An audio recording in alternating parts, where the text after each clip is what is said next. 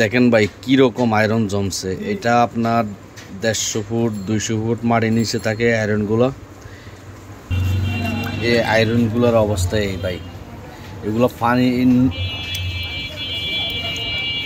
পানির নিচে থাকে। 150 ফুট 200 ফুট নিচে থেকে ওঠে। 150 ফুট 200 ফুট নিচে থেকে ওঠে।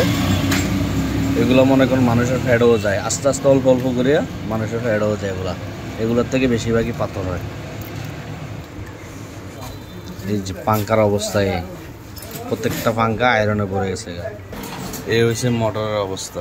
দেখেন এটা হচ্ছে ইভিজেড এলাকা। এখানে আপনার বাণিজ্য এলাকা, বন্দর এলাকা। এখানে আমাদের সরকারের যদি প্রত্যেকটা ঘরে ঘরে যদি ওয়াশারের ব্যবস্থা করে দিত, তাহলে এরকম আমরা আয়রন আলা পানি আমরা খাইতাম না। আমাদের এখানে প্রচুর পানির সংকট। আমরা এই পানিগুলো আমরা খাইতে হয় আমাদের থেকে। আমাদের যদি সরকারে যদি আমাদেরকে ওয়াশারের ব্যবস্থা করে দিত প্রত্যেকটা ঘরে ঘরে, তাহলে আমাদের এই সমস্যাটা আর হইতো না, আমরা এত কষ্ট পাইতাম না।